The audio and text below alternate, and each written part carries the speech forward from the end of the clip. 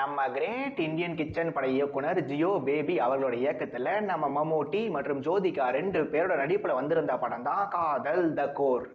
நான் பெரும்பாலும் ஒரு படத்தை பார்க்கறதுக்கு முன்னாடி அந்த படம் ரிலேட்டடான ப்ரொமோஷனல் கண்டென்ட் எதையும் பார்க்கறது இல்லை. அப்படிதான் இந்த படம் ரிலேட்டடான டீசர், ட்ரெய்லர், சாங்ஸ் எதையுமே நான் பார்க்கல. அதனால இந்த படத்தோட பேரு காதல் த கோர். இது ஒரு 96 டைப் வேற லெவல் காதல் படமா இருக்குமோன்னு எக்ஸ்பெக்ட் பண்ணேன். பட் படம் ரிலீஸ் ஆனப்ப தியேட்டருக்கு போய் பார்க்க முடியல. சரி, ஓடிடியில வந்த பிறகு படத்தை போய் பார்த்தா இது 96 டைப் காதல் படம் அல்ல. இது வேறு விதமான காதல் படம், கோர்ட்ரூம் டிராமா, டாக்குமெண்ட்ரி படம். இந்த படம் பேசுற விஷயம் ஒரு சிலருக்கு பிடிக்கும், ஒரு சிலருக்கு பிடிக்காது. என்னை பொறுத்த வரைக்கும் இந்த LGBTQன்ற விஷயம் அந்த 2 தனிப்பட்ட நபர்கள் சம்பந்தப்பட்டது.